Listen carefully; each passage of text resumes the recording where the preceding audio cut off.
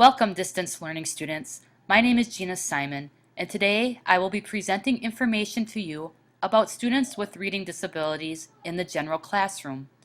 This presentation will provide you with another informative resource that will assist you in identifying reading disabilities among your students and suggest ideas that you, as educators, can implement into your curriculum to accommodate students with reading disabilities and modify instruction to help struggling individuals experience success in your classroom.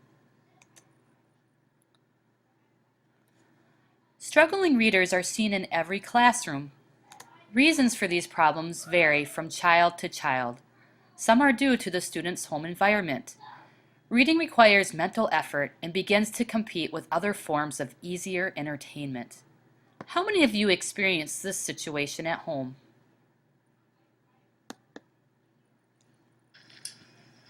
Hey boys, how about we go read a book or something? I'm fine.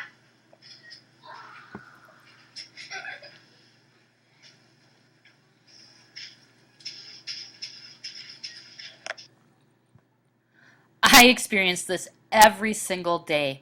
The multimedia, the video games, social media, they're all competition in my family. And unfortunately, more popular to my boys and to today's students than just sitting down and reading a good piece of literature. I always hear this from my boys when I suggest that they read a book. Oh, come on, Mom, we can just watch the movie.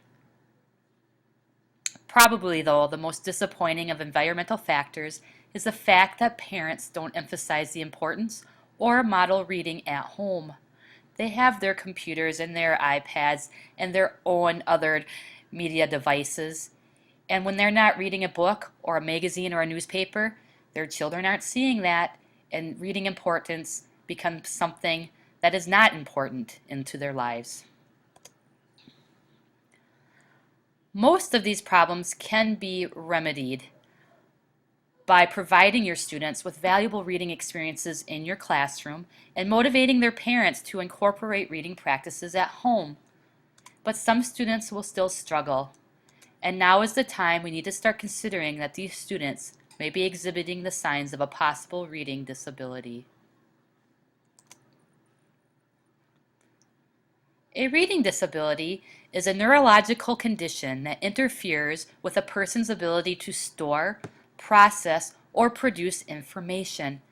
It's not that these students can't learn how to read, it's just that the methods we are currently using to teach reading are not being understood by their brain. They learn differently, so we need to teach them differently.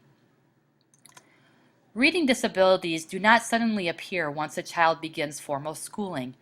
They are born with this condition, but unfortunately, the disability is not prominent until reading starts to become a significant piece of classroom instruction. Also, most LD individuals have average or above average intelligence, adding to the difficulty of recognizing the possibility of a reading disability in students.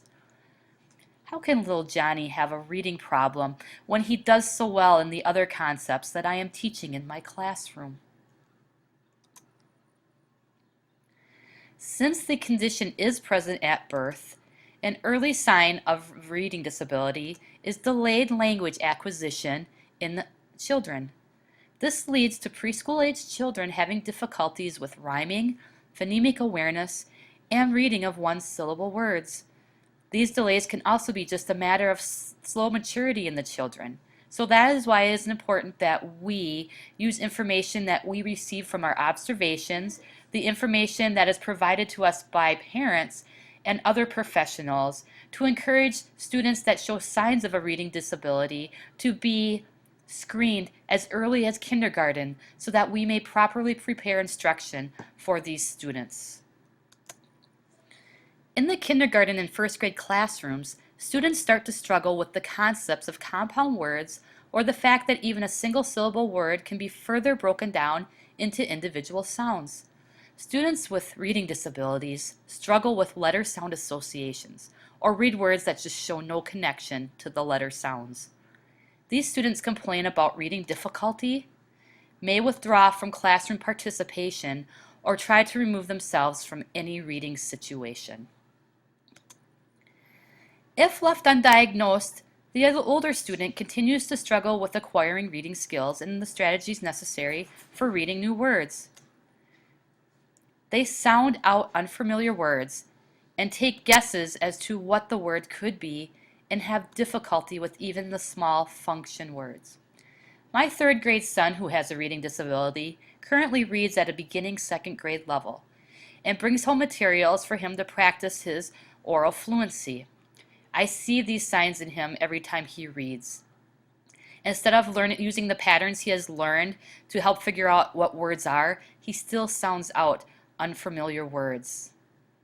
And when he sees a couple letters in a word that could be in a word that he already knows, he'll replace that word in the sentence, even though it doesn't make sense in the context he is reading.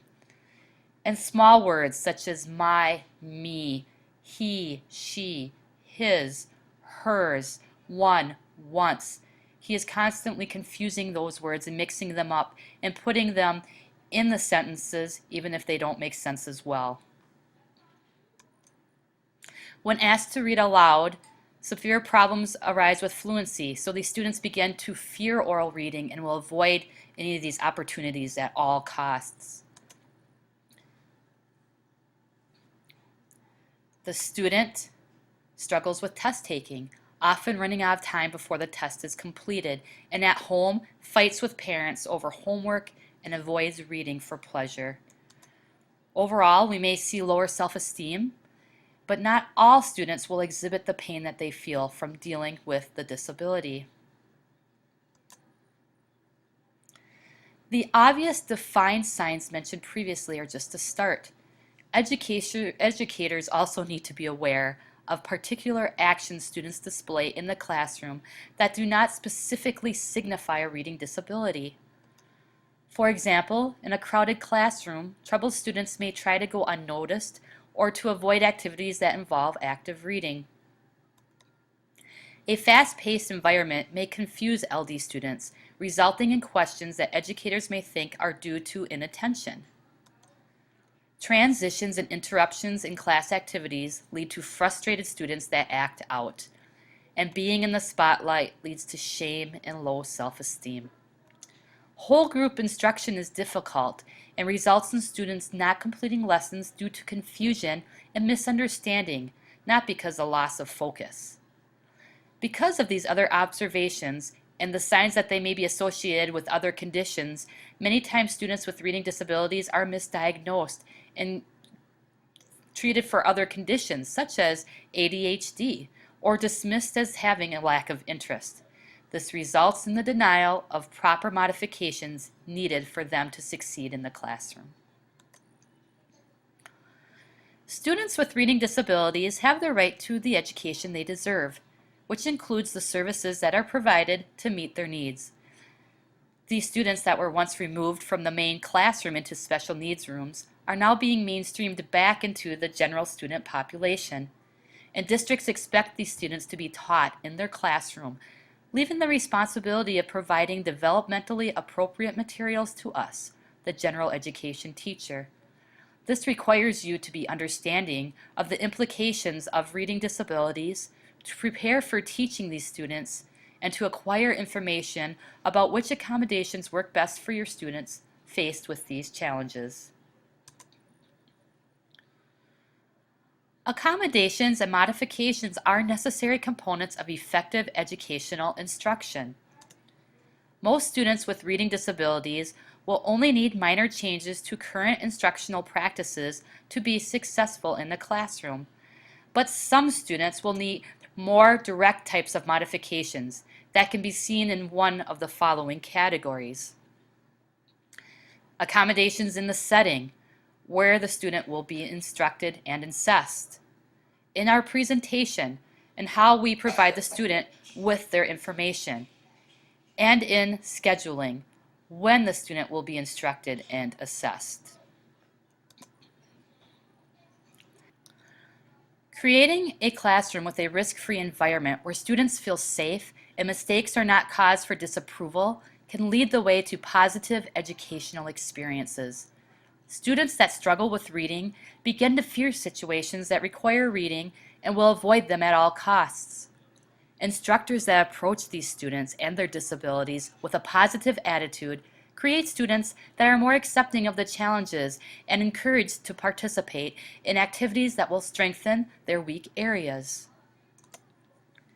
Students that require more specialized attention during the course of the day may benefit from preferential seating, the placing of the student's desk in an area where they are best able to access the teacher and complete assignments. This area may be located near your action zone or the place where you tend to focus most of your instruction. Another possible location for students with reading disabilities can be next to a peer tutor, a student that has been asked to help assist the challenged student in their area of difficulty. Other supports educators can offer students include accommodations that help facilitate students' use of standard materials in instruction and assessment. Blank cards can isolate one or more lines of text, allowing students practice in word tracking and reading speed. Positioning tools allows materials to be presented at the proper distance and position for reading ease. Presentation accommodations for students with reading disabilities are necessary to enhance and facilitate their ability to read and comprehend and need to be provided in forms that they can understand. Auditory formats work well for these students, and a few examples are seen in the images I used on the slide. Adaptations can be very basic, such as providing a person to read text aloud to disabled students. This allows the student to control the reader. They can ask them to slow down or repeat material, leading to better comprehension. Assistive technology may also provide many auditory devices that can assist students in the classroom. Audiobooks and publications allow reading disabled students to listen to text. Many services have both literature and textbook series available for student use. Optical character recognition technology allows students to scan materials into a unit, which then reads the information aloud back to the student.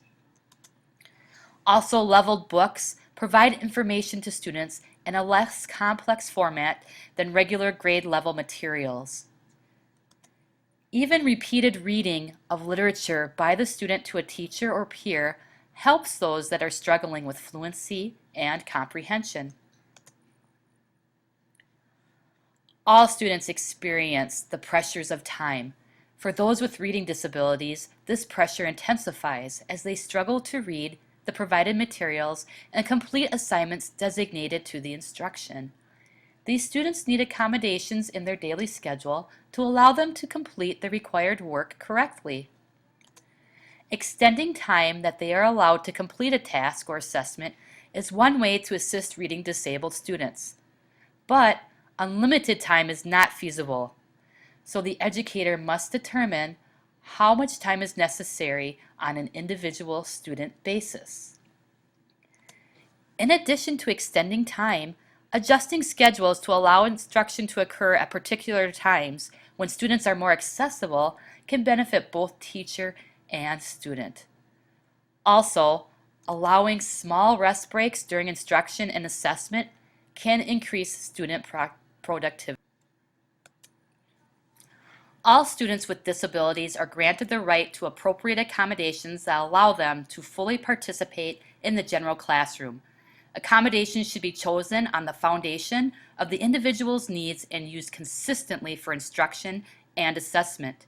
Teachers are responsible for the application of accommodations and must take it upon themselves to be constantly up to date on current accommodation developments for challenged readers.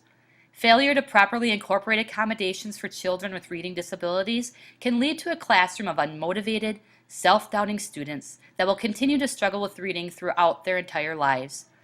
In reality, an educator that isn't properly informed about and prepared to handle reading disabilities can be just as debilitating to the student as the disability itself. Remember that accommodation, preparation, and incorporation are essential for you to create the best academic opportunities for all your students in your classrooms. Thank you for listening to my presentation today, and in all your future classrooms, happy reading.